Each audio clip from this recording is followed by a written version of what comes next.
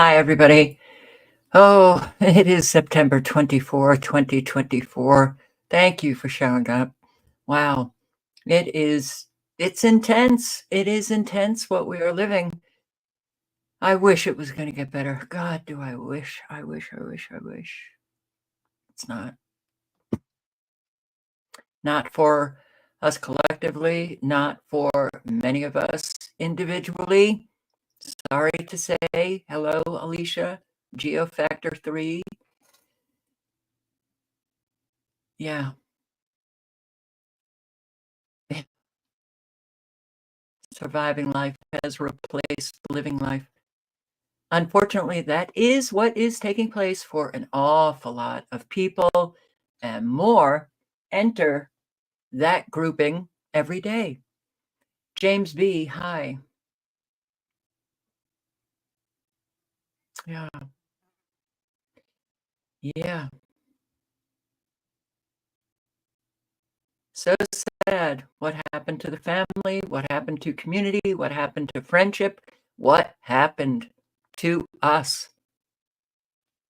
Hello, Sandra.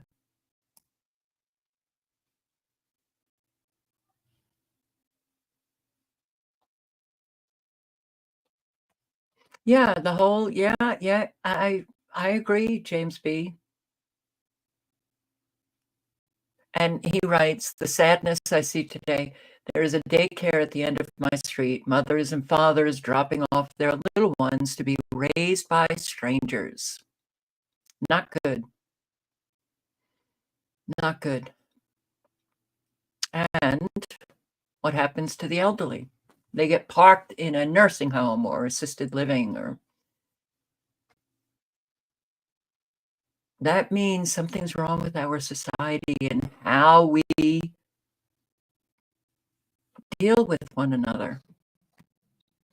Tony Punch, hi. Joni, hello. Miss Blanche, hello. And Barb in Ohio, hi. Also, Patricia White's in house, hello. Jay Northrup, Julie, Oracle 11, Hypocrites Matrix. I don't know why, but that's just it always goes into that kind of sing-song for me with your name, Hypocrites Matrix. Steve Ladner, hello. Pizza Guy, Steve Ladner, yes, hi. Hi. Linda W, hi. Choppy sound. Sound is choppy.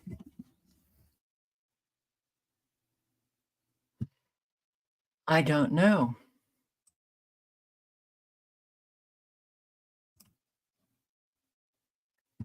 I don't know. Thanks, Julie. Your mic is cracking. Hey, T Lamb, thank you. Okay. Sound is perfect. For Mr. Tech 33. It's a reverb. All right, let me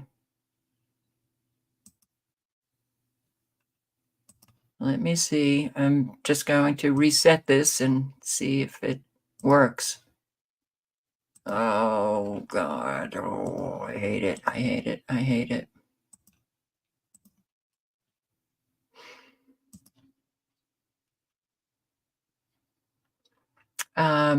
All right, so it's choppy for some and it's okay for others.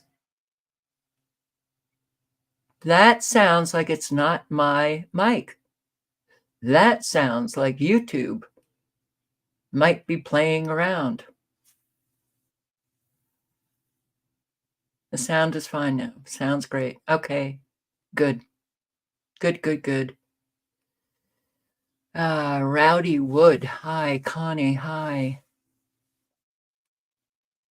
Percussionist 48. Hello. Wise Awake. Hi. Mama Rages. Hi. Thank you. Louisiana Skywatch. All right. Good. So, yeah,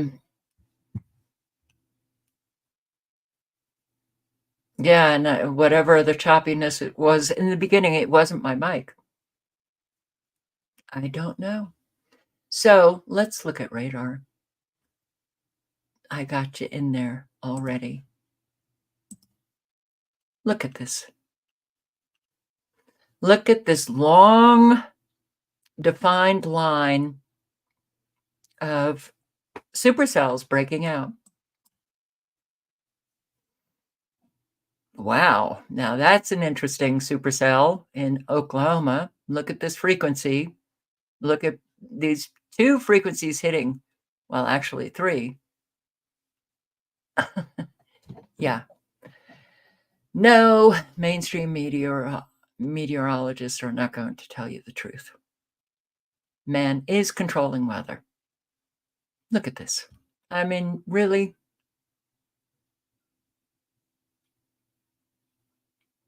Unbelievable. No, it is believable.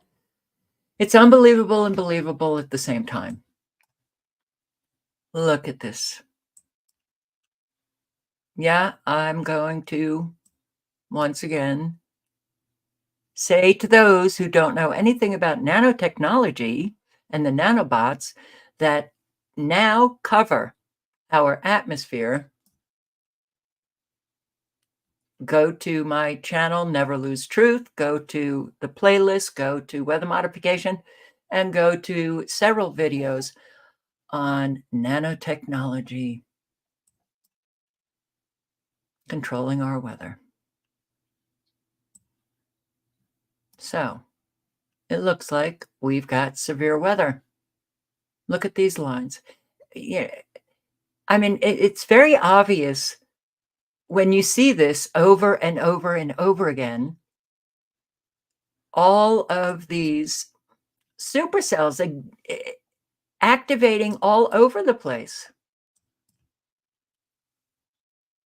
But this one, now that definitely is.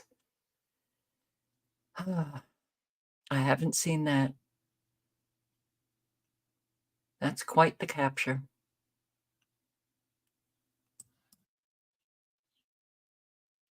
Texas, Louisiana, Mississippi, Alabama, Tennessee, Kentucky, and you've got these in North Carolina and upstate South Carolina and Virginia, Ohio, Indiana, Oklahoma.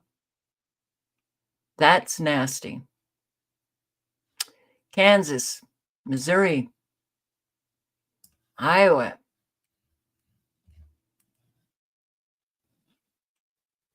We have not ever seen weather like we are seeing today. And no, it is not climate change.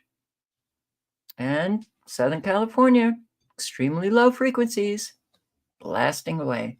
Let's take a look at the forecast model, okay? Well, actually, let me finish this. Tornado warning. Expired. Good. It was in Michigan. Well, I hope it didn't manifest. Cass County, Michigan. Also a tornado warning for Hillsdale, Michigan, but it expired. And a whole lot of tornado warnings. Tennessee, Virginia, Ohio, Indiana. Geez, it's all of the states that we see the supercell activation. Kentucky, Illinois. So these tornado warnings expired, and you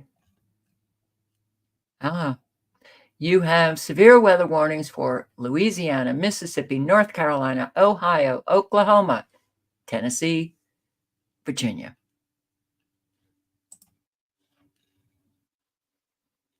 Pay close attention, you guys, especially in Oklahoma, Cleveland and Lincoln and Oklahoma counties in Oklahoma.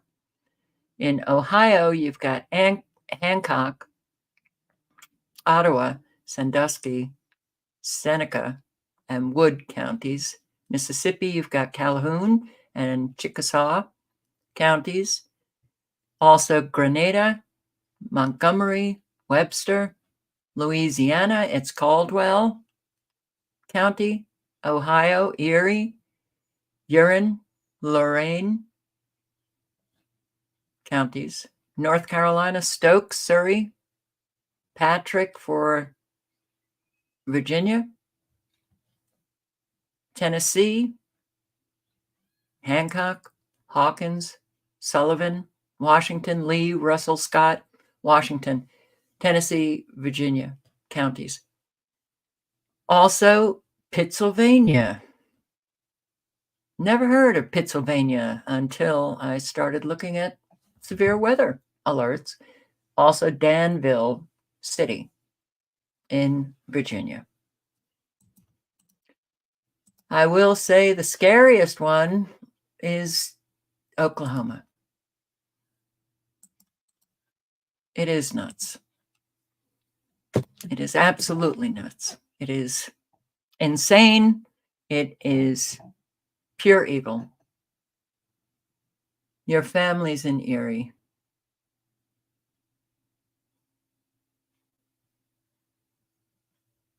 Wow. All right, so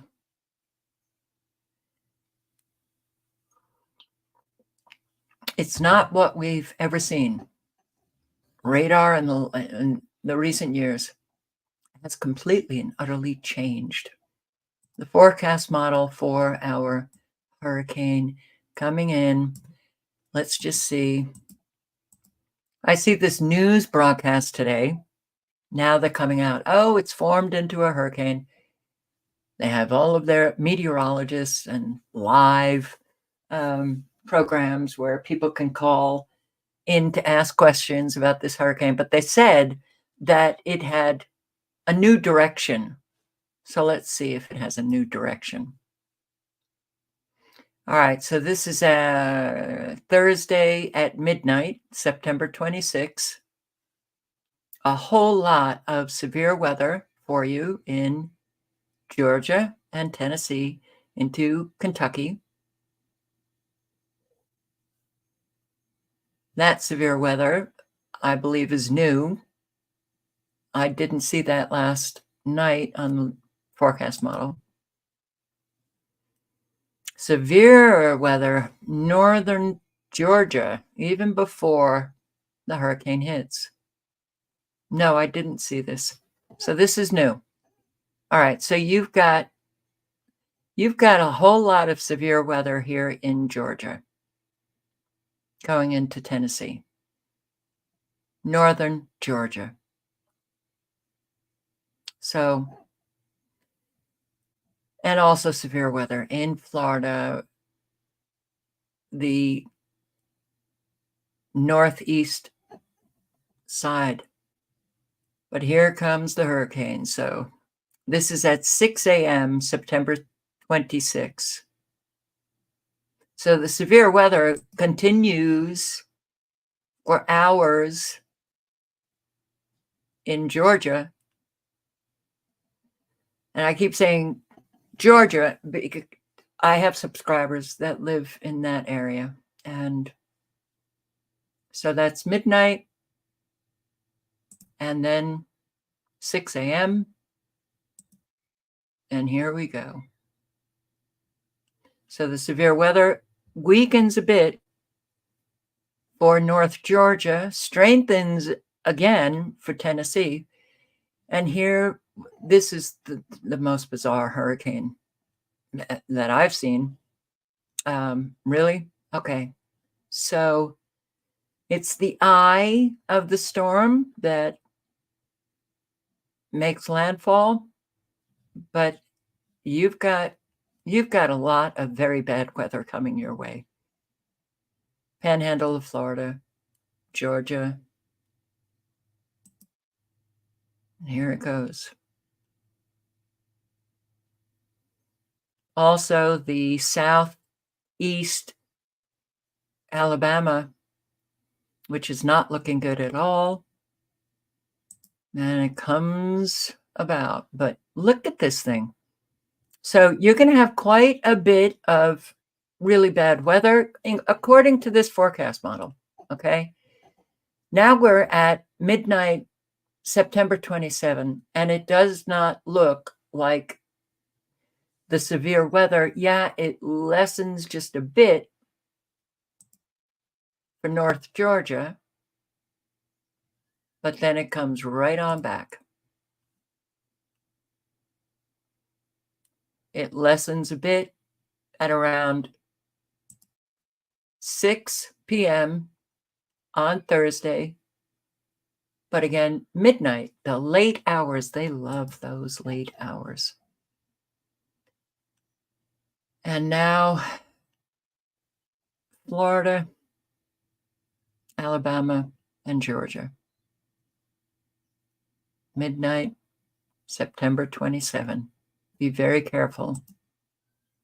But look at this, right into Georgia. Lessens a little bit, but not that much. Still in the panhandle. This is 6 a.m. on the 27th, Friday. But it also moves a bit into Mississippi, the northeast corner of Mississippi. No, that's Alabama. I'm sorry. I do have difficulty distinguishing the lines here on this model.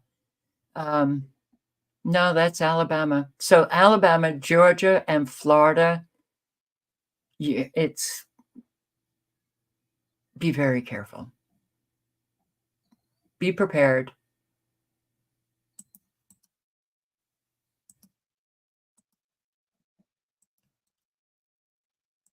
Forecast model link is in the chat. Oh, boy.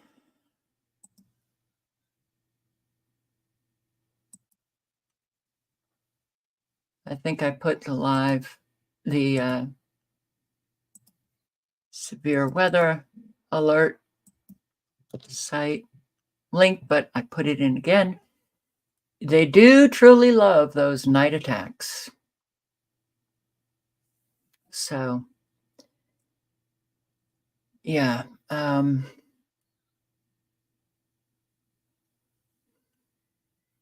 You guys in Florida, Alabama, Georgia, especially, check on your elderly neighbors right now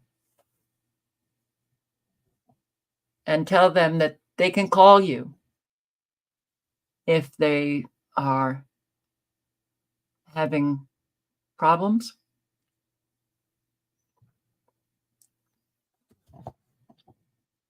We have to help one another. So, let me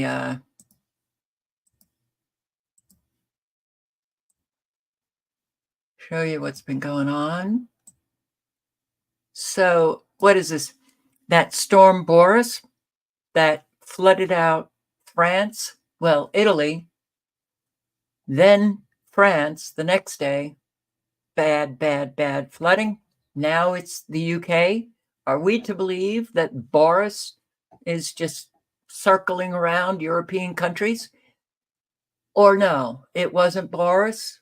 Because I haven't heard them saying, because the UK also got flooding, a suburb of London, Dunstable, and it's bad. Bad flooding.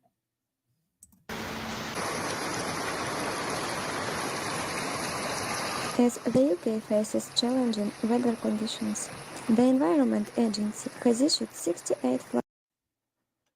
Anybody in the UK here? I'd like to know what I'm looking at. Was there a water main break and now you have holes in the road that shooting up water? Flood warnings, indicating flooding is possible. conditions. The Environment Agency has issued 68 flood warnings, indicating flooding is possible in various regions.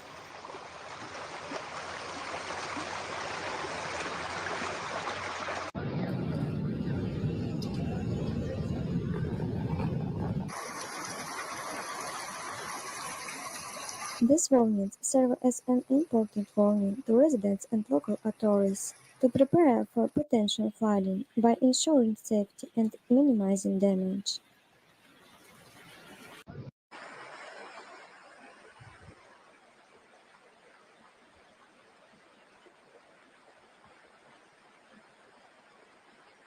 Floods and tornadoes in the UK.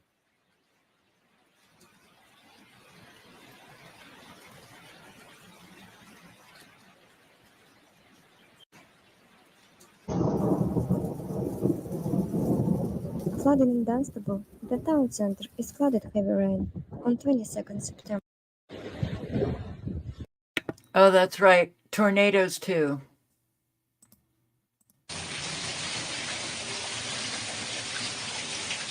Tornado in Luin, which flying trampoline and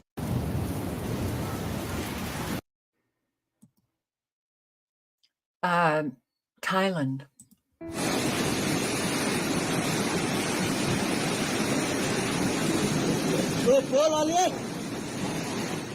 The information in the video shows an incident in Chiang Rai, Thailand.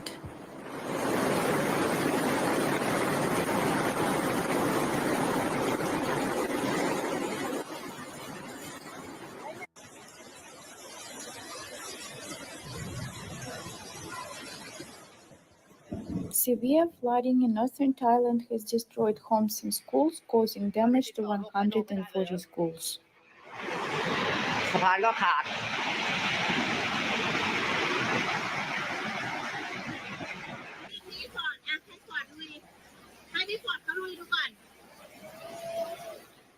In Vietnam, over 805 schools have been affected since early September when Typhoon Yagi struck the country.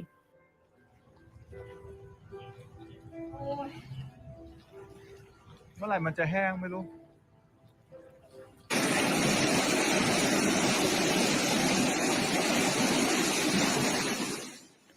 Asia is the most disaster-prone region in the world, particularly vulnerable to weather, climate, and water-related events.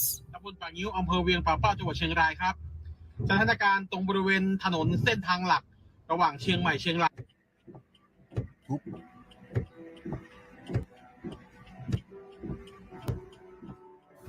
Many flood-hit areas in both Thailand and Vietnam remain inaccessible due to submerged roads and landslide risks.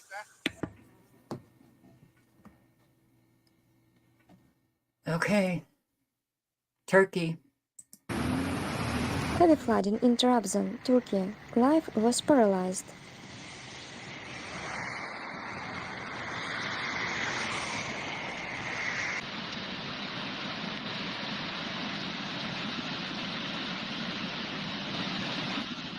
Heavy rains in Trabzon caused extensive damage to the areas of Yomra, Arsin, Orakli and Sirmin.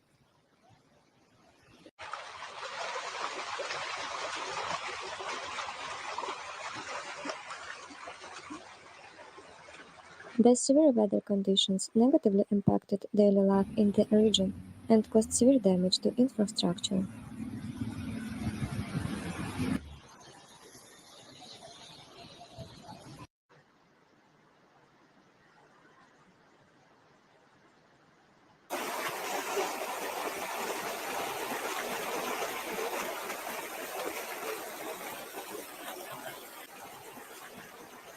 Due to heavy rains, pieces of soil came off the slope and blocked the road, preventing transportation.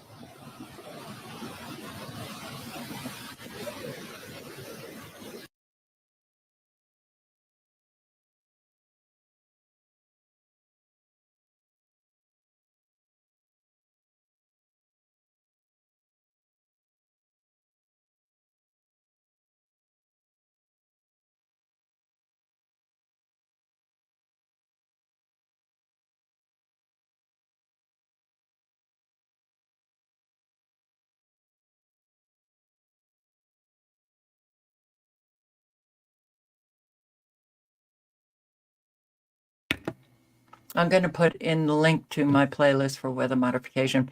But yeah, on Never Lose Truth, I was posting so many videos on all of the flooding, U.S. flooding, floods all over the world.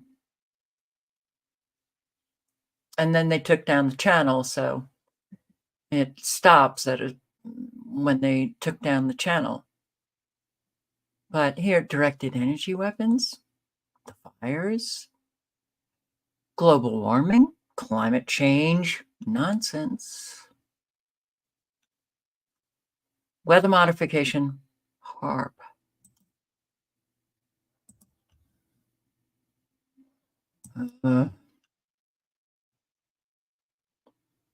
317 videos.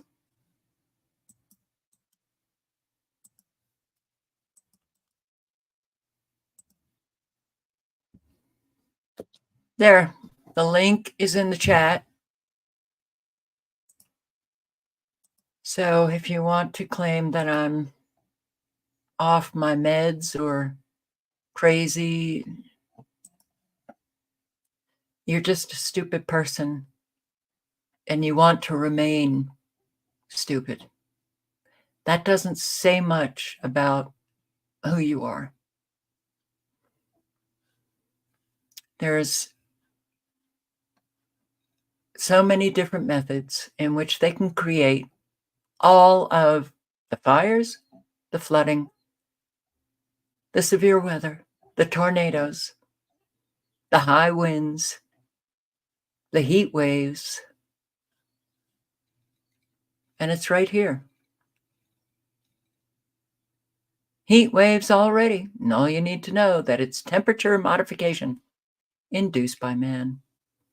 Okay, it's to see all of this destruction come about. And then, yeah, I think about what it would be like if I were in Thailand or Turkey or UK or Hungary or all of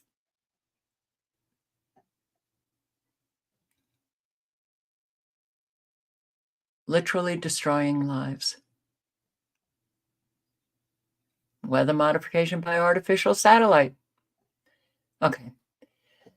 So,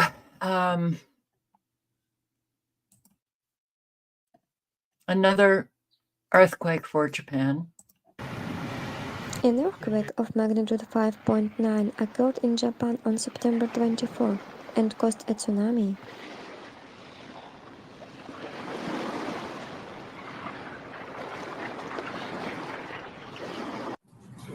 The intensity of this earthquake is so high that a tsunami alert was issued.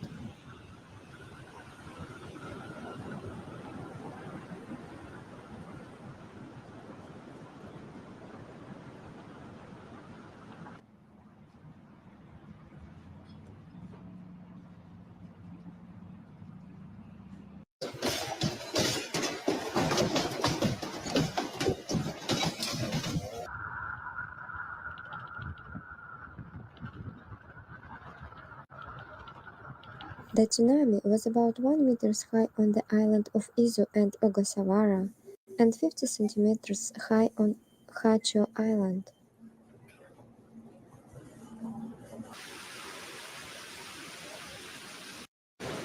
Kilometers south of Tokyo.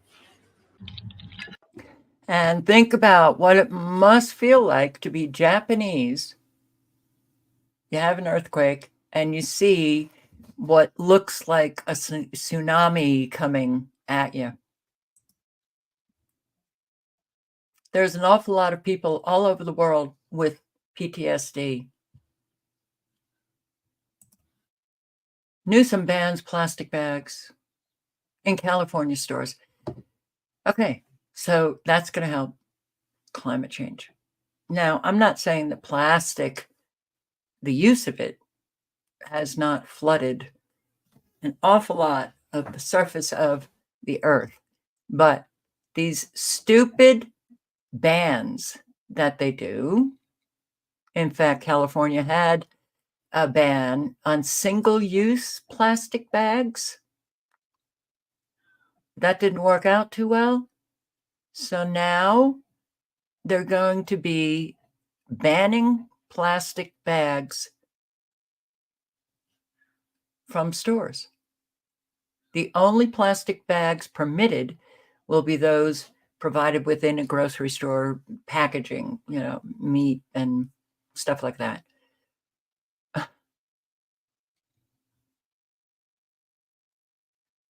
Okay, well, Long Island homeowners told to evacuate months after storms. I don't know if it's months, plural, but all of the flooding on Long Island. And I showed this one area where you'll see the destruction. But now, just like what's happening out in California, the land shifting and an awful lot of people are losing their homes. Here we have people in Long Island. Last month, we reported on the destruction left behind on Long Island from those terrible storms. The washed out roads made it tough for people to get out. Well, now, more than a month later, the erosion is making problems in the area even worse, and people are being asked to evacuate. Jennifer McLogan covers Long Island and has the latest from Head of the Harbor. Home is so special to me. Jennifer Steinberg, diagnosed with lupus, says leaving her flooded property or waiting for a fix is overwhelming. My house is literally almost going to float away if I don't get somebody in here. Head of the Harbor residents are literally living on the edge. Since the August 19 storm, they've been towing wagons from their home to get to a store or post office. After 5 weeks, the village made a decision. The evacuation order was served. The residents are aware that they're not safe. We're hoping they'll do the right thing. We can't get to people in a timely way. Minutes count with an emergency. 7 homeowners are now being asked to relocate. This comes on a day of promising news that 3 neighbors are offering sections of their properties to build an emergency access. Police putting an evacuation and the town working with the village.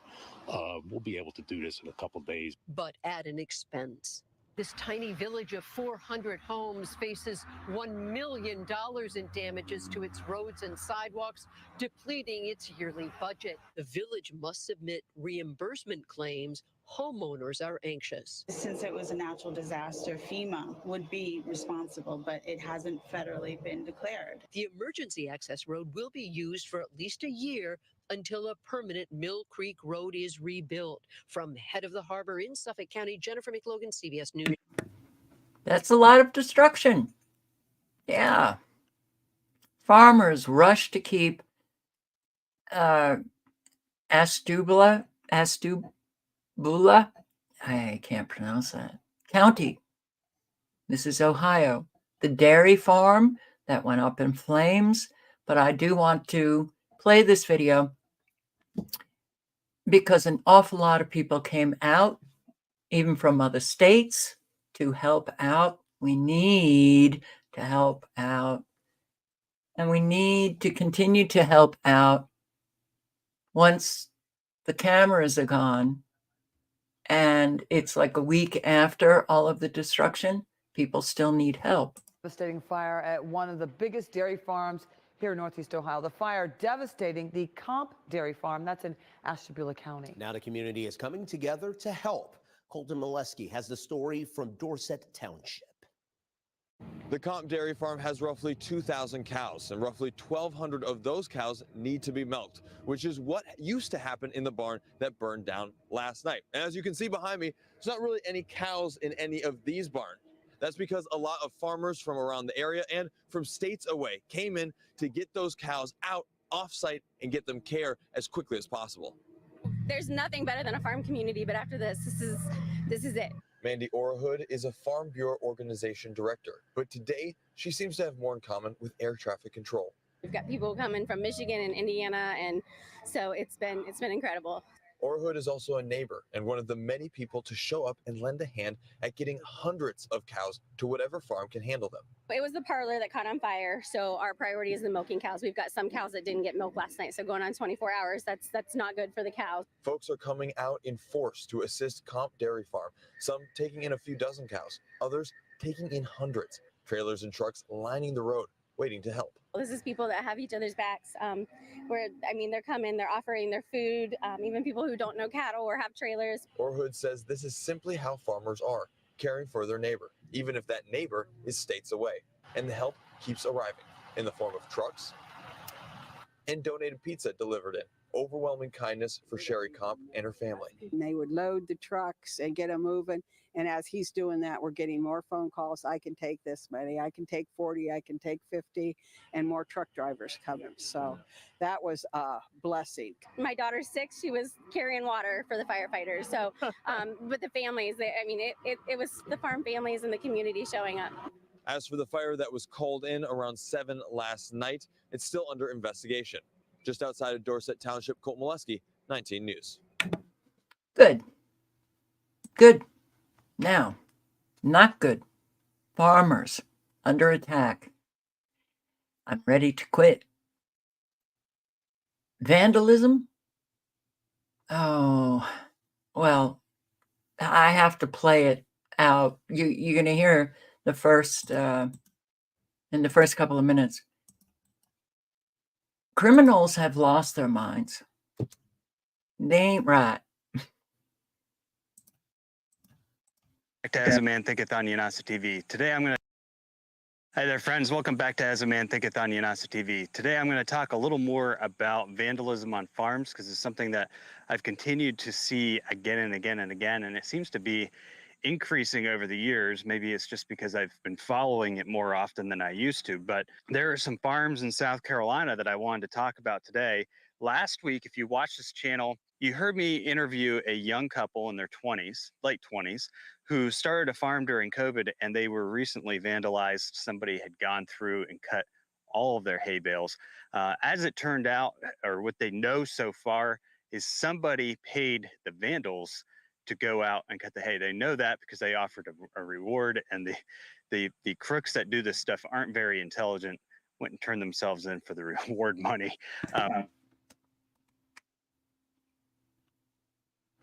Did you hear that? So the vandals were paid by somebody, and there was a reward out. So the vandals who got paid turned themselves in for the reward. What? Okay. All right. Farmers ready to give up. But they're after, whoever paid them. And a lot of times, it could be somebody in the community. It could be somebody who has a grudge against you or your business. And that certainly could always be the case. But sometimes it's done by monkey wrenching groups or done by a lone activist who's acting on their own accord because they think that they can do more faster.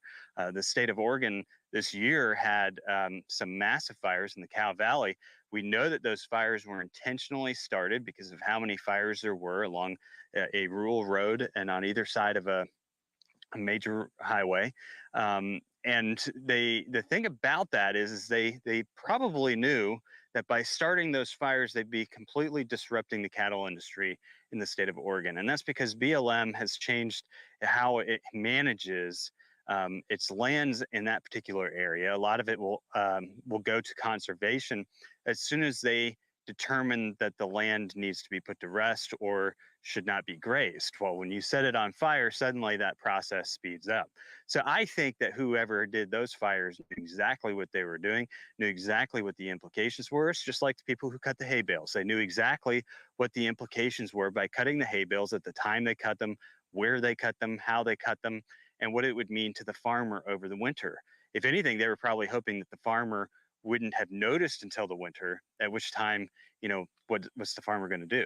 luckily, they noticed it and were able to have enough time to try and correct the situation. And a lot of times, insurance will cover some people for their losses, but like in those farmer situations, that was a perfect example. It's easy math to do. There's $7,500 worth of losses from that hay being cut. They got about $2,800 from the insurance company. So these types of activities do have a significant impact on our farmers. And the small farmers are literally dying out at breakneck speed. All right, so the link, you can watch the full talk right here. And explosions all over. Apartment complexes, homes. This is a DC one apartment that displaced an awful lot of people. Columbia Heights, the apartment up on the 3rd floor. Apparently someone inside in the kitchen when neighbors described what they heard sounding like a bomb going off. Out here on the street, 14th Street, you can see some of the evidence of the explosion inside. There is glass all over the street from that explosion. I was inside. I was actually the one that went in the apartment. Angel Requeño was a floor below when he says he heard an apartment above his exploding. He told us he grabbed his fire extinguisher and his phone and ran upstairs. He shared this video with News 4. See how the apartment looked? Wow. That's like a horror movie. From down below, you could see the air conditioner and window frames blown out of that 3rd floor apartment, the glass everywhere, belongings blown out on the lawn and well down the alley next door. He says the super was out front sweeping when the apartment exploded, his broom still on the ground. Angel shared a photo of the super's bloody arms. Angel says his neighbor, a woman he estimates to be in her 70s, was burned on her head, face, and arms, her clothes charred. DC Fire took her to a hospital, calling the injuries serious. She was just saying, "Oh my goodness, the stove exploded in my face." Oh, gosh. She's lucky to be alive. Our primary concern is taking care of all of you. DC firefighters tell News 4 there was no evidence of any fire after the explosion, and 2 searches of the building didn't turn up any other victims. Several pets were found okay and brought out to anxious neighbors. What have they told you about getting back home? They haven't said anything about it yet. They said it might take a long while. This afternoon, the mayor's office is working with the Red Cross to find shelter for 110 people who live in the building. DC Fire hopes most residents in the 4-story, 35-unit apartment will be able to come back. At some point, we're hopeful that they will be able to. Like I said, right now, we just have 3 units that are condemned. Neighbors believe the explosion started in a kitchen near the stove. DC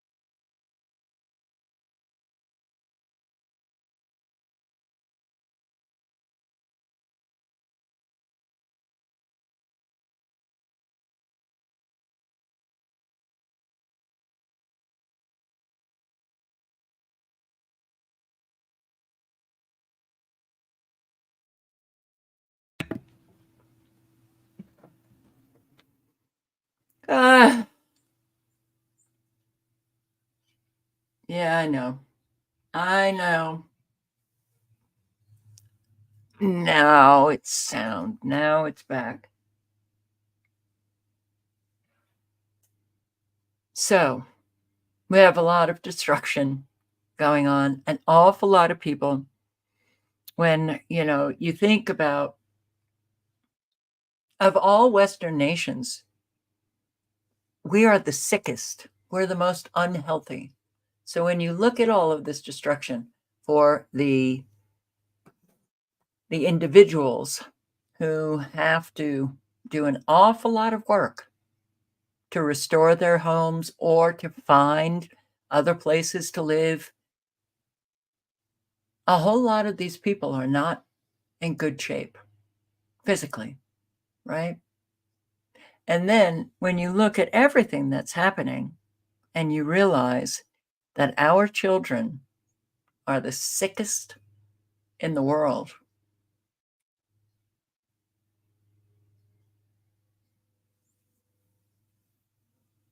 we need a whole new generation of people that can grow up healthy, educated, strong.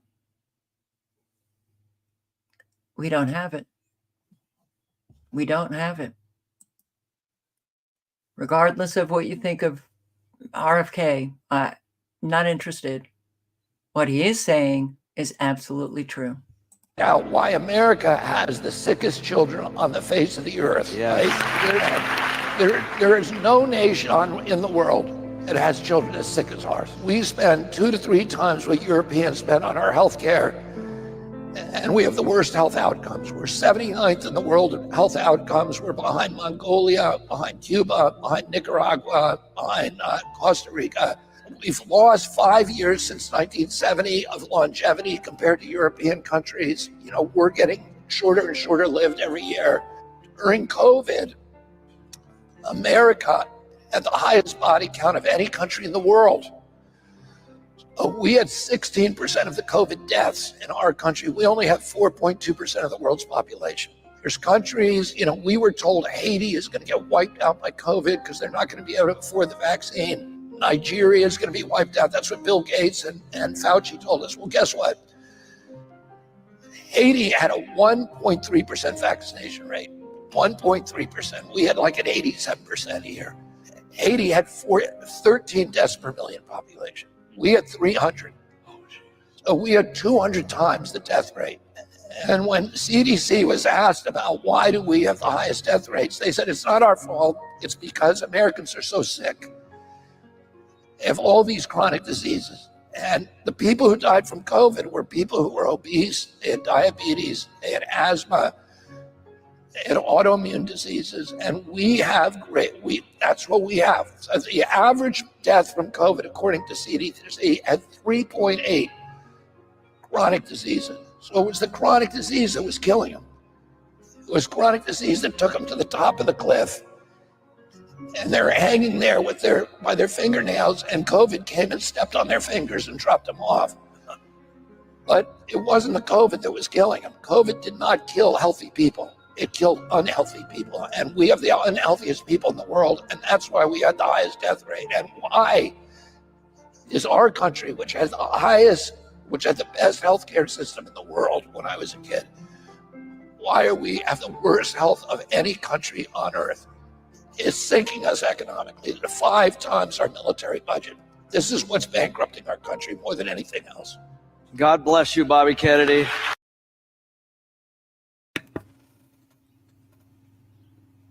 Yeah, we are an embarrassment.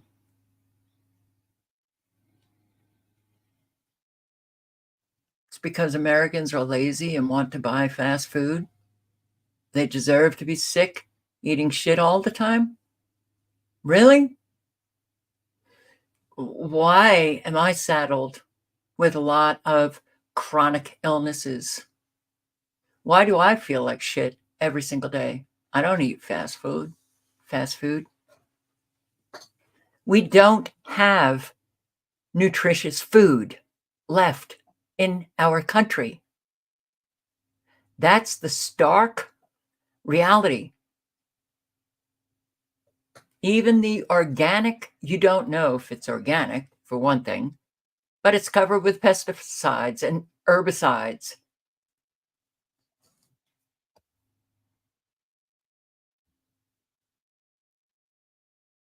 Yeah.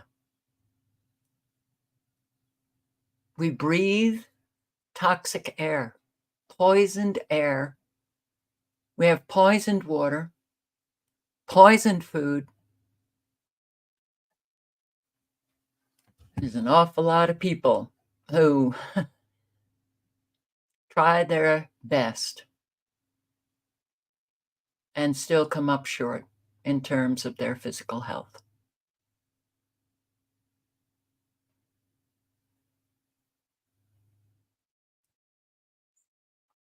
Oh, everybody has a choice to grow their own food. Really. And you have the choice to search for good food.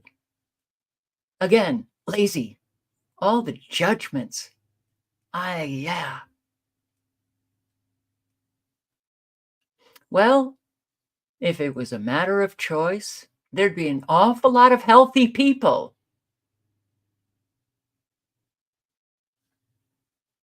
So, just came across this soon before going live. We've got a new bill that we need to be concerned about. Okay. This bill will turn governors into tyrants, no legislature needed. Oh, really? The Public Health Emergency Authority Act would let governors seize resources and property, restrict individuals' movement, and cull animal populations. Imagine a world where a governor controls your every move, choice, right, and liberty. While this may sound like a plot from a George Orwell dystopian novel, it's happening now under the guise of public safety. So much going on. The Uniform Law Commission, a powerful organization responsible for several radical proposals over the past century, introduced a new model bill, which is the PHEAA, Public Health Emergency Authority Act. Health emergency. The commission proposed the legislation in response to what they called the unpreparedness of federal and local authorities during the COVID-19 pandemic. The ULC claims the model bill will improve states' preparedness for public health emergencies by clarifying the powers of a governor to declare a public health emergency and to issue orders in response to that emergency. It sounds like this act will give governors the same or similar powers that the World Health Organization, Tedros himself, well, I think we've got an emergency, so I'm going to declare an emergency, and all countries, well, lock down your populations. This gives those governors that. It gives governors the power to declare public health emergencies within their states without any oversight from the state legislature. What qualifies as a public health emergency? It could range from an infectious disease to a chemical spill that might cause, quote, a significant risk of substantial harm, unquote, to the state's population. Little vague? With such vague guidelines, how do we know if a governor's emergency declaration is based on a genuine threat or simply an overreaction to the latest Netflix documentary, or something they just want to do? It allows governors to declare and implement public health emergencies based on, quote, the little information that is then available, unquote, including the premise of a, quote, unknown disease.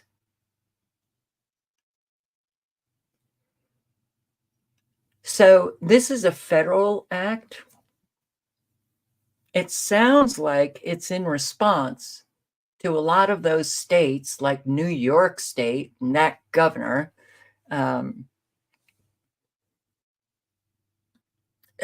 wanting to update their public health law, giving that governor all of these powers that I'm talking about right now, except this gives all governors. Think about the governors like Whitmer, Hochul, New York, Newsom, California. Can't remember the guy's name in Washington, or the woman's name in Oregon, or even Maine. Oh boy, would they love to have these powers. So in other words, governors could use minimal information to enact unilateral measures such as business and school closures, surveillance, quarantine, testing, suspension of statutes and other rules, and gain access to electronic security systems through work, school, general notifications, and more. Once a public health emergency is declared, this act allows the governors to renew the emergency declaration as often as they see fit. There's no limit. This is in the act. Quote, there is no limit on the number of times the governor may renew an initial or previously renewed declaration of a public health emergency that has not expired. Unquote. So if you're hoping for a break from that dictatorship, you may not get it. Additionally, the bill would let governors seize resources and property, restrict individuals' movement, cull animal populations, among other authoritarian measures.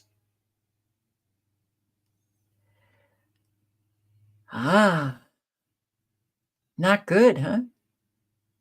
All right, so here they go into the sister revolutions, the one that took place in America, the one that took place in France, the American Revolution founded on virtuous desires to secure religious freedom and sovereignty from the monarchy in Britain.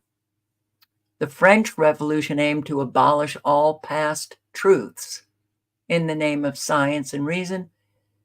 The French Revolution eventually devolved into mass violence, hysteria, corruption, and intrigue under the Committee for Public Safety, empowering governors to become temporary tyrants may provide some Americans with a sense of security, the delusion of security, but it tramples upon the God-given rights, of course, that every human being is entitled to simply by being born. Hi, sweet pea. Hi. We're the French Revolution now. Mass violence, hysteria, corruption. Not good. I'll post the link. Might want to circulate it.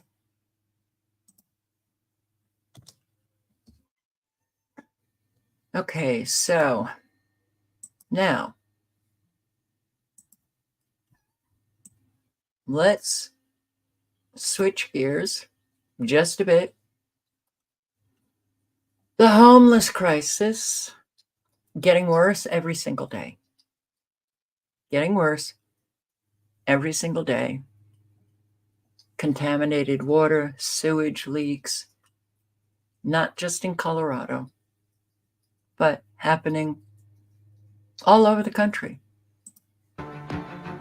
As corporations buy up mobile home parks in our state, some of our most vulnerable face problems so hard to imagine. Not just skyrocketing rent, but water contamination, raw sewage leaks. Even worse, Denver 7 Investigates uncovered that the state agency regulating these parks has a years-long backlog of complaint investigations. Our consumer investigator, Jacqueline Allen, going in depth tonight on how mobile home residents in Fort Collins are now taking matters into their own hands.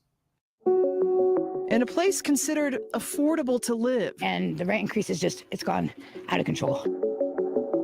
What we've heard just driving around Fort Collins paints a grim picture. Everything is bad. It's not good at all. Stories of corporate neglect and contaminated water. It's foul. You're not supposed to live with raw sewage right underneath you. So Denver 7 Investigates is shining a light on the state's years-long complaint backlog. How many of you have had serious issues at your mobile home park? Literal. As people desperate for help Are these people being preyed on? I feel like regularly we all are. We're expendable. band together in Colorado's mobile home crisis. I've got tomatoes here. I've got jalapenos there and bell peppers there. In her quiet corner of Aspen Mobile Home Park, Jennifer Stoffels barely has enough water pressure to keep her garden alive. Otherwise, she ain't got no pressure at all. The real pressure here, she says, is on lot rent. Took ownership of the park 2 years ago. It's gone from $650 to $945. A 45% increase she and her neighbors struggle to pay. It's just horribly high here now. But skyrocketing rent is just the start. Do you think the state's doing enough to help people who live in these communities? No.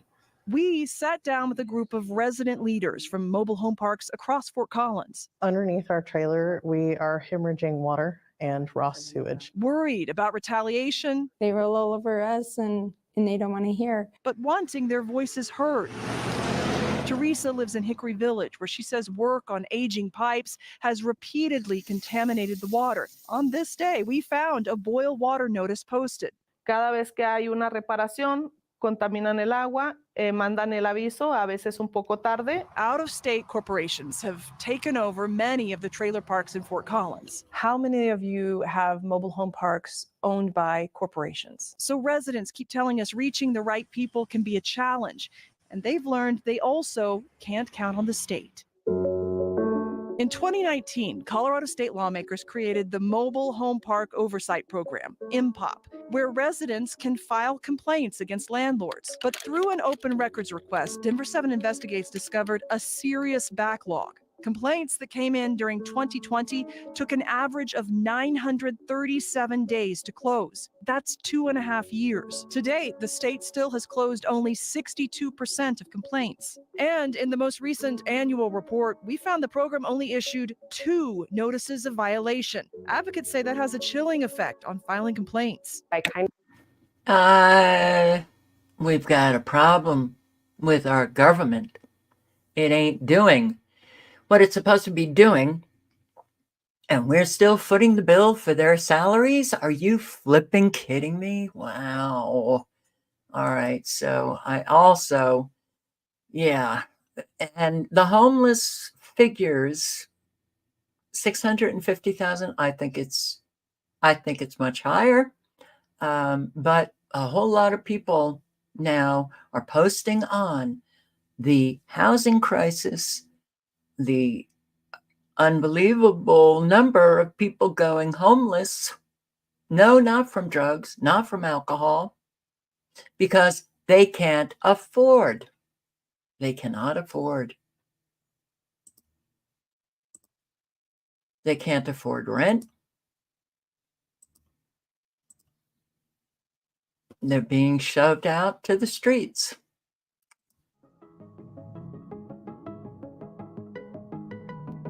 Hello everyone, welcome back. Thank you for being here.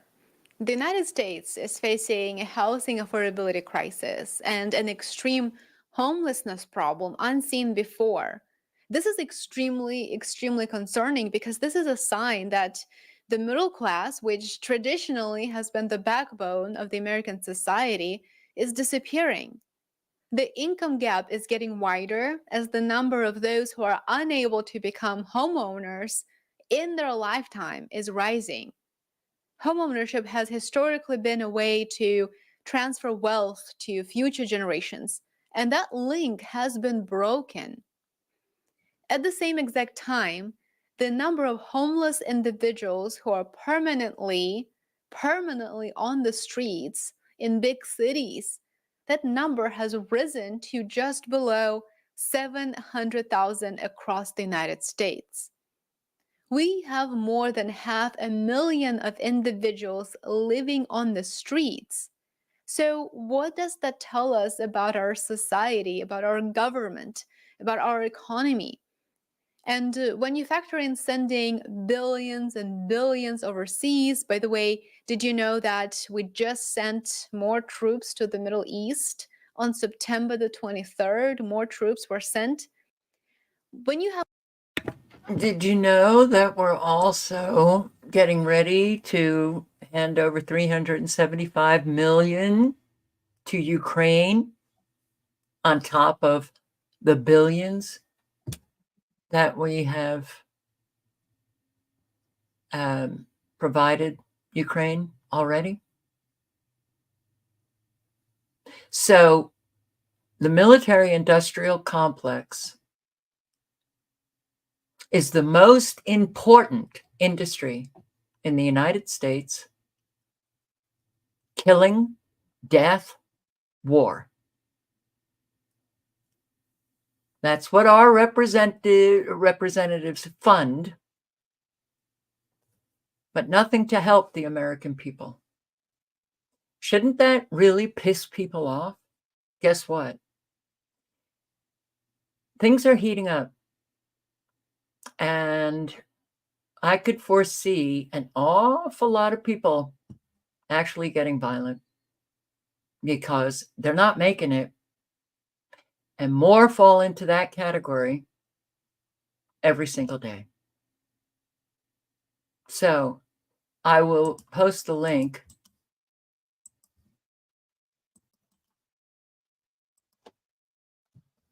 to both videos.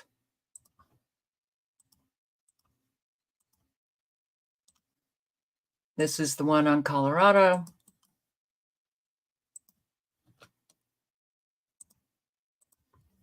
All right, so free housing for the migrants. I've posted on this. You know, the building of new apartment complexes and allowing illegal migrants to live there for free for 2 years in Maine. I just read an article that said they just built 60 new apartment complexes in Maine for migrants for free housing. Free housing, bro, for migrants in areas where there are already housing crises, where people cannot find housing, like apartments and affordable housing. So the people who already live here are already struggling to find apartments. And then they're like, let's build 60 new apartment complexes just for the migrants, and it'll be free. Please make it make sense. Why are we doing this shit? Why are we not building this shit for the people that already live here? Well, first of all, I just read an article. The whole idea of building all of these new apartments for migrants, and they get to live there for free, and the government officials in Maine have no problem coming out and yay, yay, yay, aren't we great? Well, that's also to get Mainers really pissed.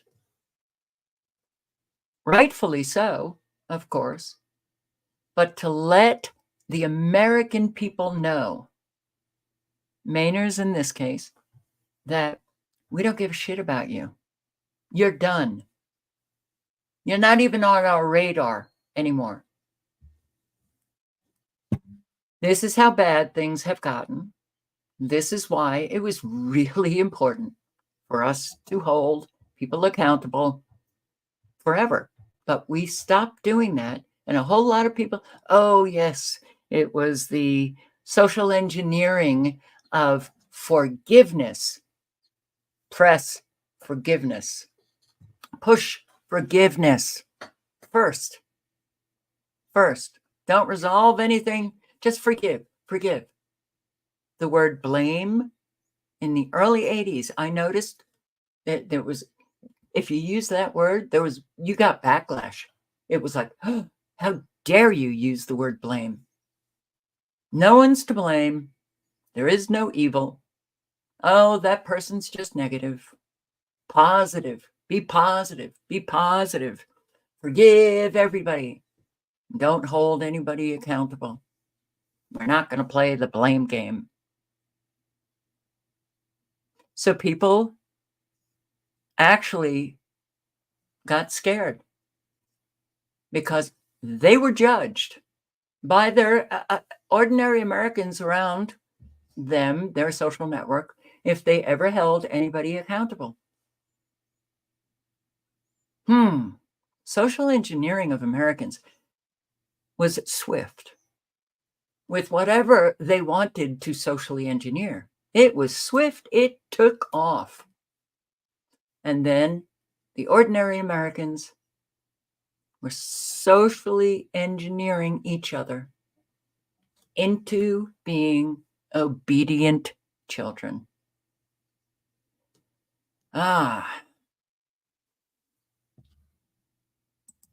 Here. Not sure where this is. Let's see.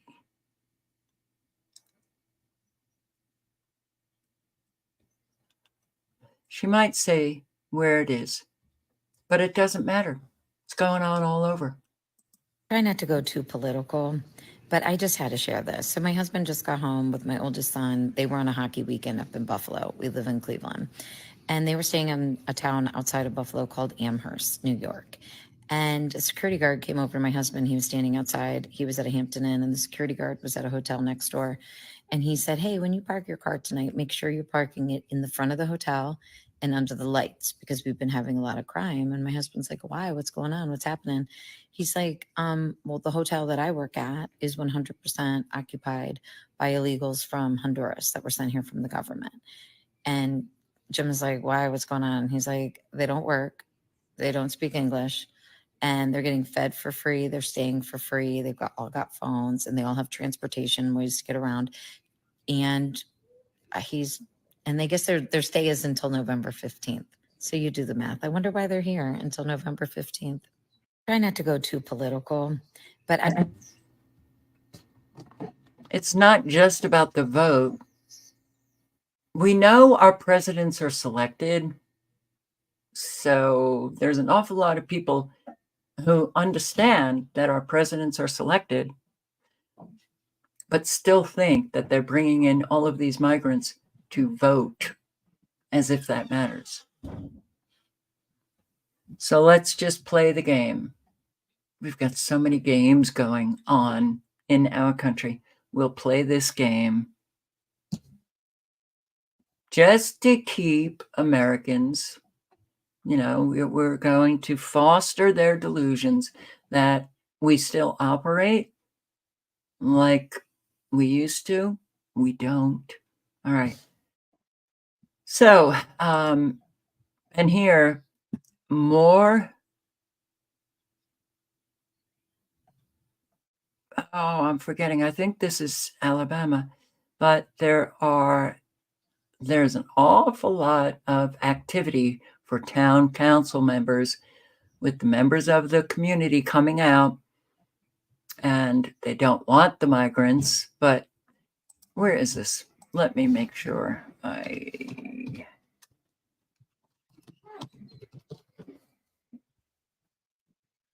Fox 10 News, Alabama. Okay. So here.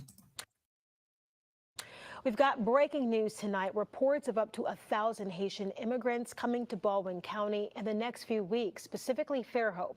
And that prompted quite the turnout at tonight's City Council meeting. Our Lee Pack is in Fairhope. Lee, you were at that meeting and you say it got hot. Yeah, hey, Lenise, it did get heated at times.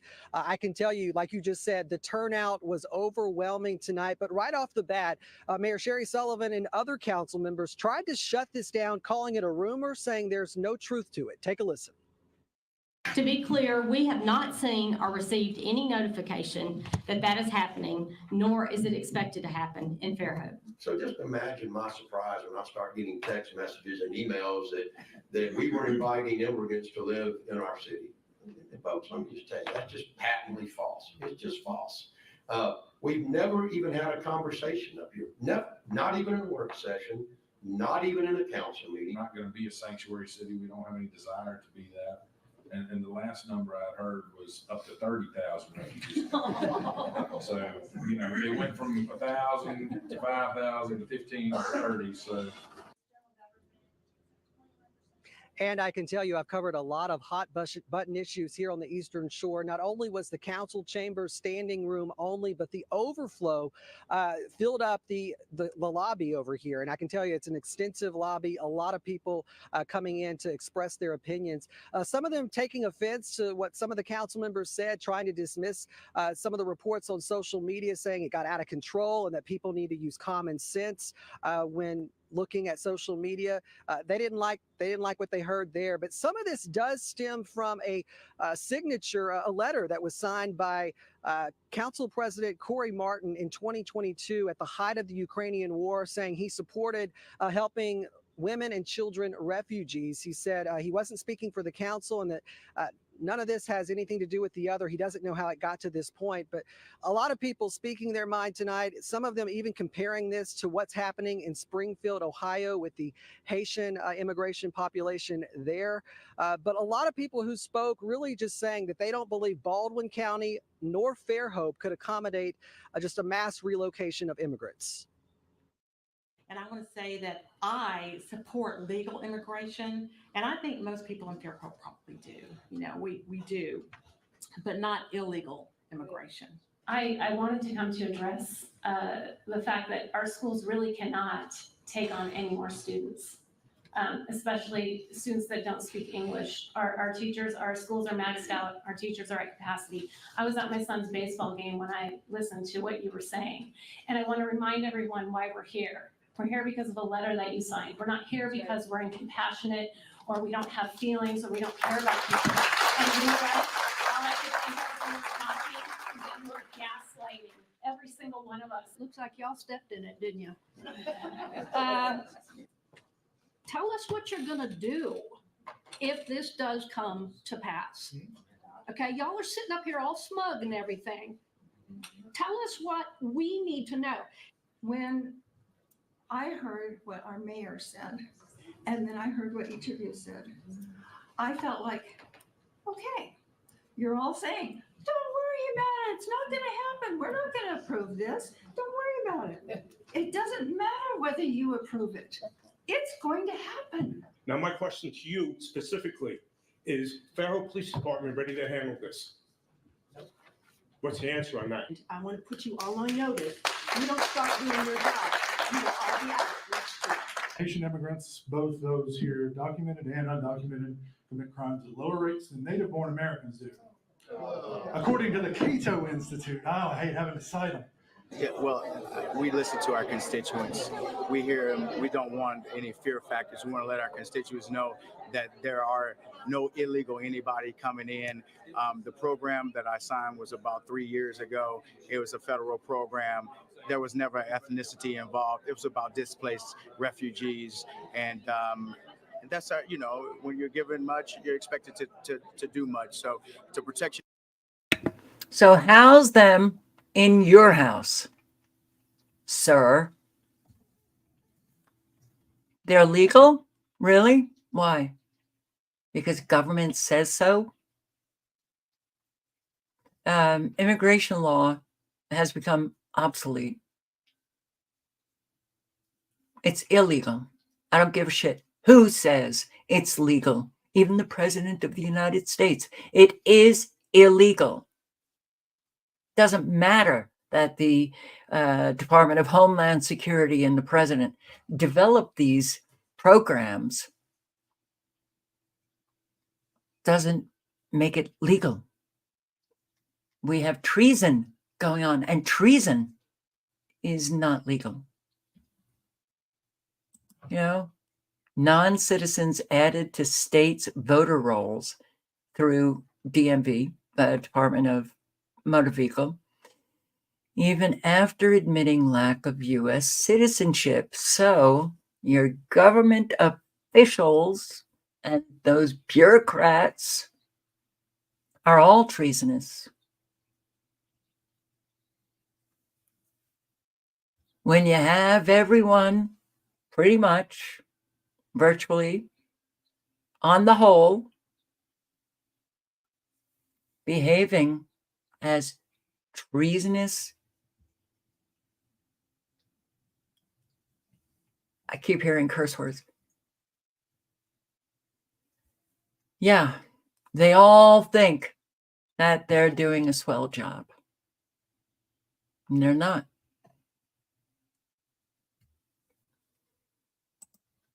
So,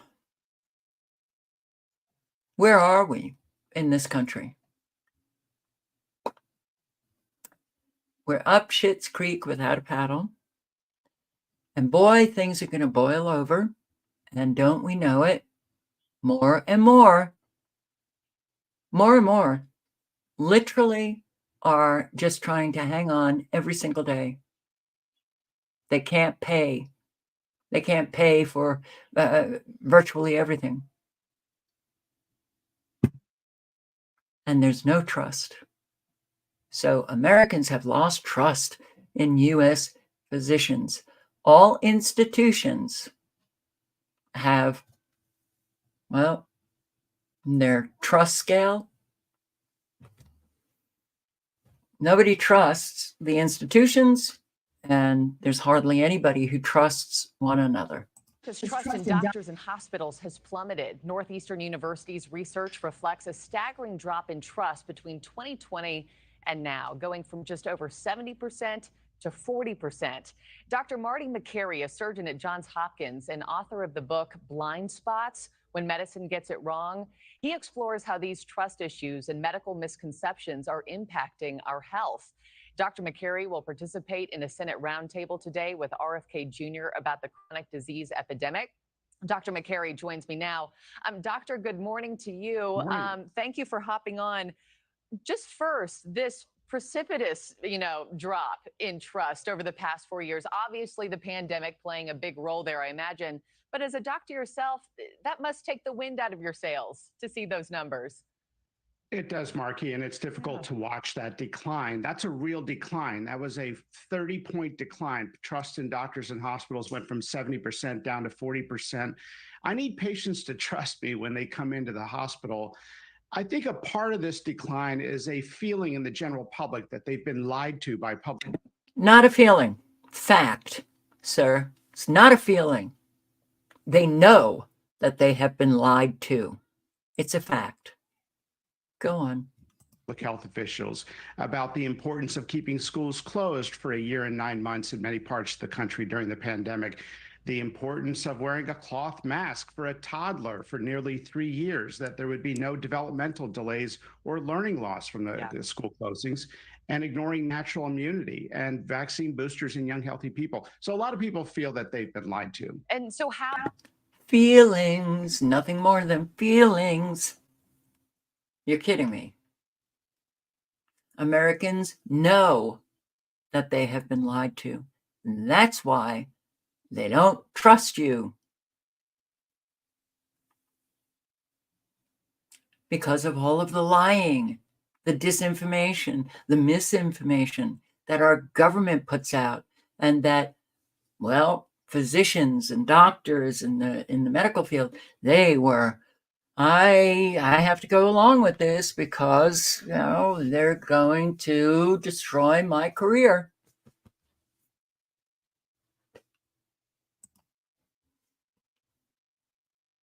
And yeah, I think we have become desensitized, and that's absolutely what they want. They don't want us moved by anything that takes place. All of the killing, all of the stabbings, all of the mass shootings, and babies being dropped in dumpsters. You hear it over and over and over again. And it's kind of like, oh, well, big deal. I think an awful lot of people are desensitized to what's taking place. I don't want to get there. That's why whenever I see Well, certainly with the floods and just everything pretty much. I try to put myself in the shoes of the people who are having to suffer the consequences. Doesn't matter whether it's in other places. I'm an American and I focus on the United States. So, yeah. Newborn. A newborn. Ay, bárbaro.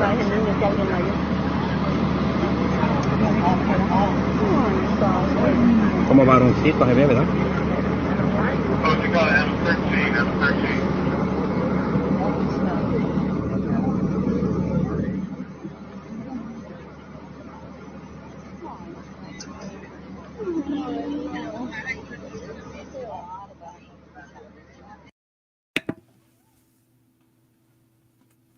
Not the first baby to be found in a dumpster.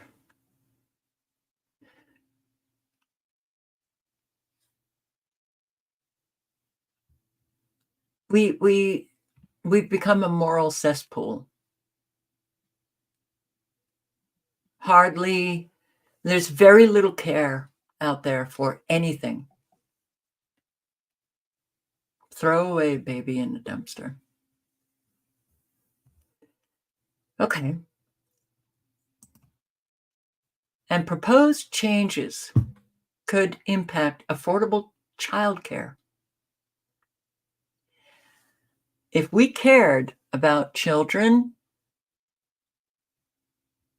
well, that would have kept families together. Families would be helping with the childcare. State, federal government would be allocating funding for parents to have children. We don't do any of that. We continue to make it more and more and more difficult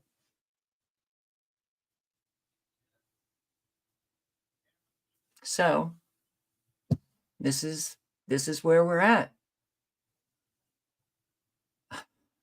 Families could soon find themselves with much fewer affordable child care options. If new rules proposed by the state get approved by Governor Kevin Stitt.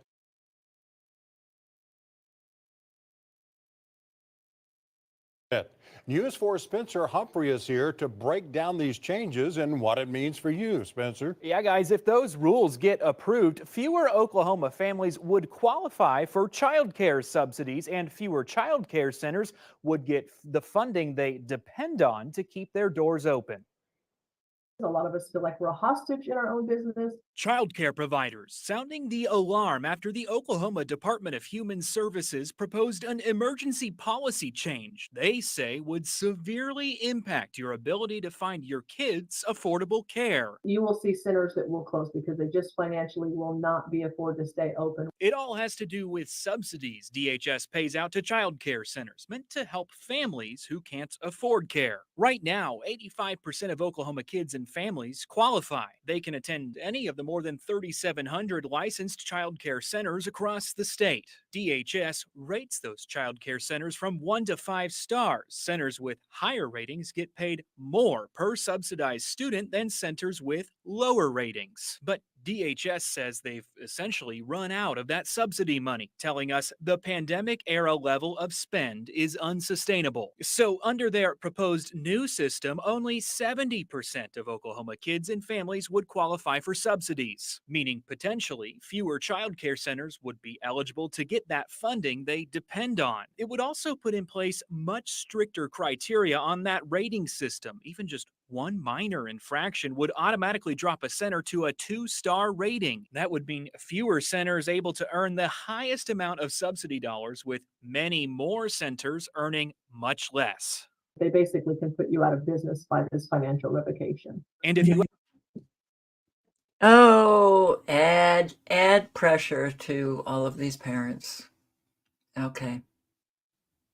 What happens when parents are chronically stressed over finances? That is not a healthy environment for children to grow up in. And a whole lot actually become the scapegoats and get kicked around because the parents are so stressed out. It's a mess. And people are tired of being broke. Yes. I don't know if any of you watch any of these videos, but I do. And I listen to people. And you know what? Some of these people are quite wise. But a whole lot, whether it's parenting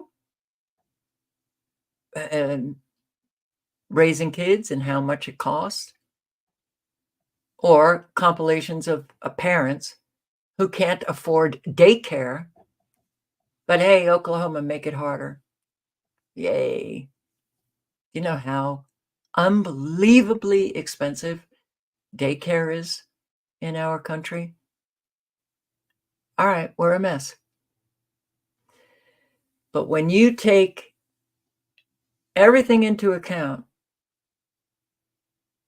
of what is taking place and what Americans are experiencing, and then you look at all of these migrants getting free this, free that, what direction do you think this is going in? Peace or war? I've been having a really hard time lately. Life has been lifing. And while I am going to... That just means I don't have no... Ugh. I don't understand why this happens. Okay, let's try it again.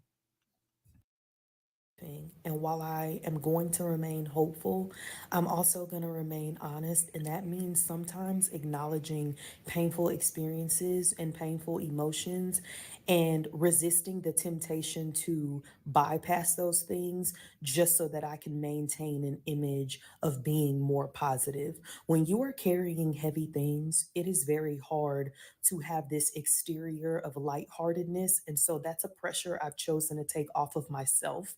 But a pet peeve of mine is when I am already struggling to get through things and someone chooses to be critical of how they believe I'm presenting myself with no regard to my actual well-being. You haven't asked any questions. You haven't seen how you can support me, yet you are choosing to criticize the way that you believe I'm coming across as if the way I'm coming across is a priority of mine. Right. And a whole lot will be critical, judgmental, but they haven't asked any questions and they have no clue what the person is actually experiencing. I don't think that's right. I think most people would recognize that it is not right. Boy, do we need to change. Oh my God, do we need to change. So I'll post the link, it's just a compilation of people talking about what they're dealing with. And isn't it interesting that people come to social media to talk about what they're going through? Because an awful lot of people don't have people in their real life to talk to. The lack of connection, friendship, genuine stuff, not the bullshit stuff, the genuine stuff that eases, people's pain. It gives them solace. It allows them, they feel like they've got someone at their back.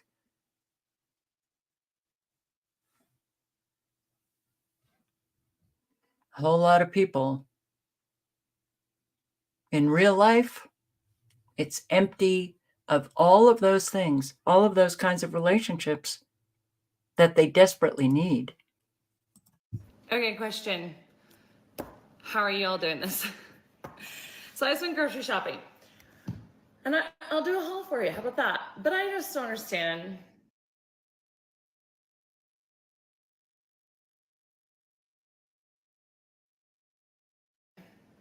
Like, are prices ever going to come back down? Like, are there any people out there that would maybe know this? Our grocery prices, let's just say our economy is thriving again. Is this just the new normal and we're gonna make more to pay these prices? Or will prices come back down? I have to make this video right now while I'm in the heat of the moment. I'm super fired up. Yes, I know I'm pregnant, I'm hormonal, but honestly, this is just getting way out of hand. We just got back from the grocery store. We are a family of 5, myself and my husband and 3 girls with a 4th on the way. We just spent $390 and not a single thing that we got was organic. All right, so the link is in the chat.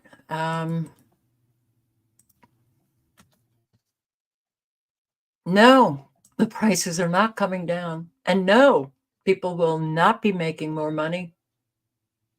And as time goes on, less and less jobs will be available for Americans that have lost their job. The massive numbers of people being laid off.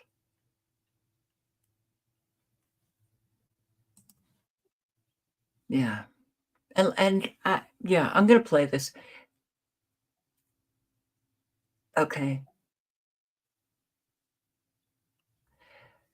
This is a reflection of the American people,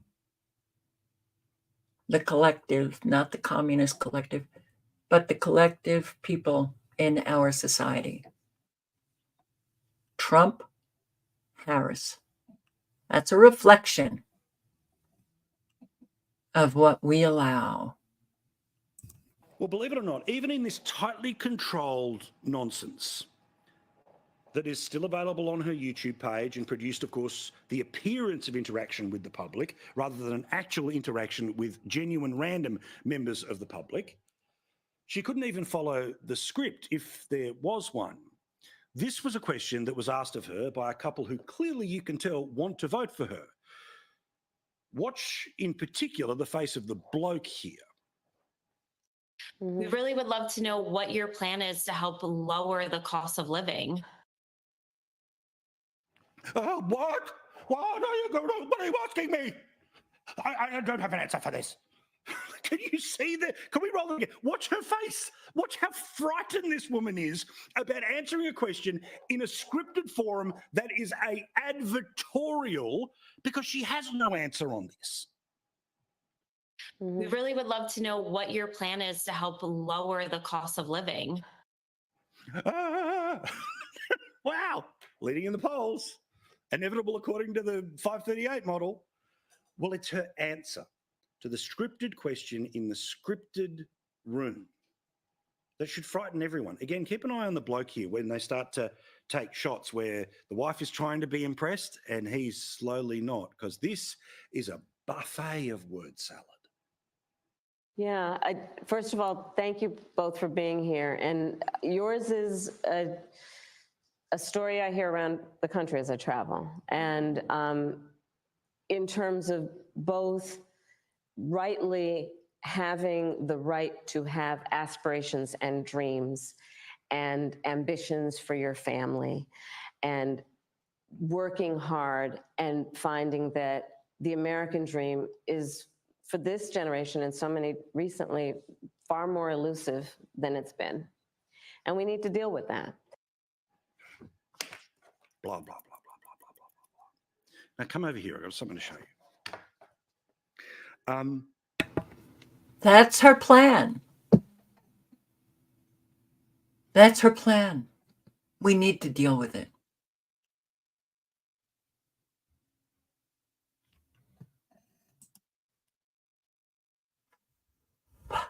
Say it because nobody else is saying it, even though we're all thinking it. The American dream. It is not smart. It is not this. I don't understand why that does that. It's getting to me. But let me put the link in. This was interesting to listen to. A whole lot of people about the American dream becoming a dream of leaving America.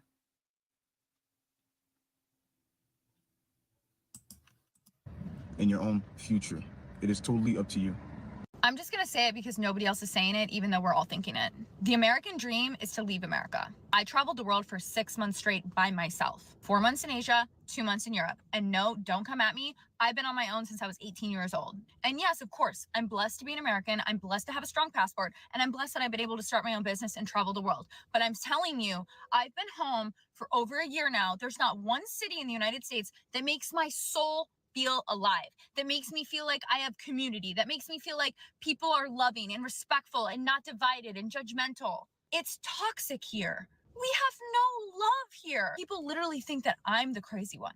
And I'm like, you guys, we're falling apart. I find so much more love and so much more support, so much more community in Bali. I'm in Spain. When I'm in Italy, when I'm in Thailand. I've traveled to 10 different countries by myself. I'm telling you, being here will strip your soul.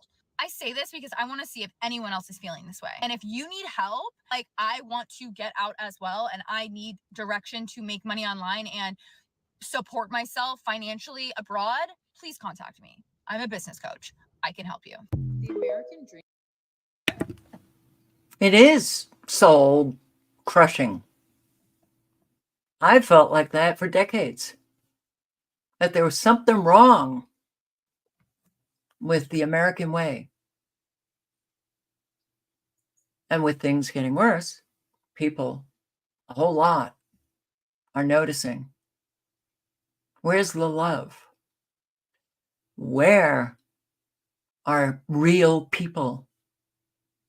Why is it so difficult to find people who are honest and you can develop strong relations with people? Because we focus on material success. We bullshit about the values that we declare. But yeah, we've been stripped of humanity. An awful lot of Americans. Everyone? No. But a whole lot. And it's the majority that create reality in your society. Dream is to get the F out of America. I'm in Japan right now, and I can't even tell you how much better Japan is compared to America. The food is so fresh here. Like, even the food that you get at like the convenience store tastes better than any restaurant would in America. Not just that, but it's like super safe too if you're a woman. Like, you could literally just leave your Chanel bag on the table, like at a coffee shop or a restaurant, and no one's gonna steal it. Like, it was so funny. The other day, I actually saw a woman who just left her Birkin bag like on a table at the coffee shop, and she just like left it there and went to the bathroom, and it was still there when she came back. And people just have a lot more respect for each other. I feel like every time I come to America or I'm in America, it's just like fight or flight mode. Like, everyone hates each other, everyone's against each other, everyone's pitting one another against another. And honestly, like, it's just so expensive even to live in America. Like, I live in Miami and I'm about to pay like $5,000 per month on rent. And I'm just like, why am I doing this to myself? Just to live in like a tiny ass home that overlooks a little bit of the ocean? It just doesn't make any sense. I think the goal for the future is to make the American dollars move out, do your own thing, and just live in another country. Because it's becoming very clear at this point that America just doesn't care about us. Is the new American dream just to leave America? Yahoo Finance thinks so. The new American dream is to leave. Most U.S. citizens don't believe hard work will get you ahead. Everyone knows by now it takes way more than just hard work to get ahead, and no one knows that better than us millennials. According to the Association of American Residents Overseas, 5.4 million Americans are expats. They want to live in a place where they don't need 2 or 3 jobs to just survive. Post-pandemic inflation has messed everything up.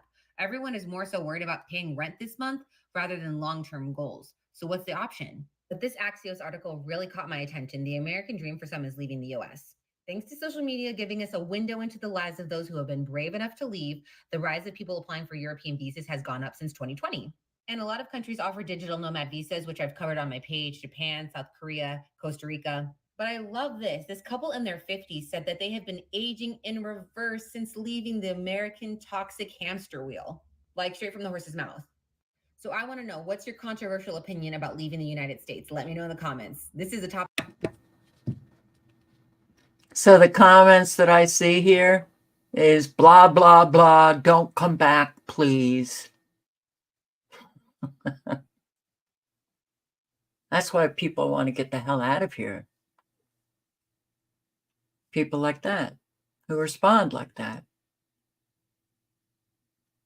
And another one was, yeah, you idiot, it's worldwide. Oh, what's happening in the US? No. It's not happening in a lot of countries, not to the extent that it is happening in the US. And guess what? The inability for a whole lot of Americans who live honestly, speak honestly, develop relationships that are strong and honest, trusting relationships, loving, kind, caring relationships, few and far between. A whole lot in other cultures live very differently. Very differently. So, and especially for the young, why the hell would they want to subject themselves to being judged all the time, to have to pretend that they're positive, and grind themselves into the ground working just to pay their bills? I see. Look, we know what's happening, and it is eventually going to be hitting a whole lot of countries, but it will be different in cultures where there's community still and strong families. And here, forget it. All right, so considering what we had, baby boomers, growing up, I have no problem with all of these young people wanting to get the hell out of here, to maybe experience, some joy, and to live life instead of having to survive it. Yeah. It's heartbreaking what we have done. So, yeah. Maybe try to understand where people are coming from. Maybe ask questions to get an understanding of why they feel and think the way they do. I don't know. Maybe it'll put you on a path where you begin to grow and stop judging. It's important, especially now when people are really struggling and having a hard time. So, I do appreciate all of you showing up, and I will be here tomorrow. Hope to see you as well. A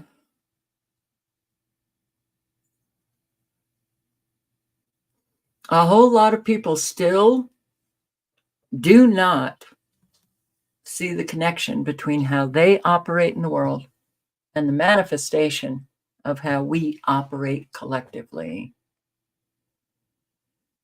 Yeah. I think we need to start examining that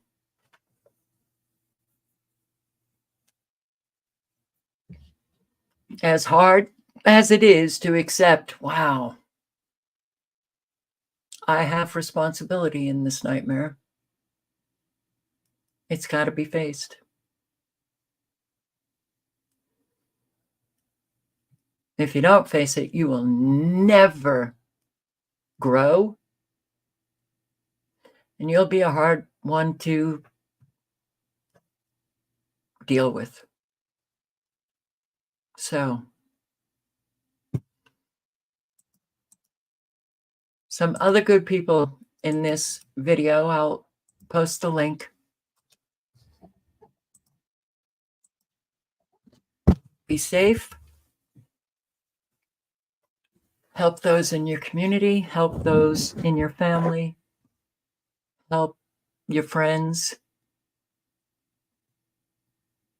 Listen to people. Don't be so quick to judge. Ask questions. Try to understand their circumstances. It's important. That will foster deeper connection with one another.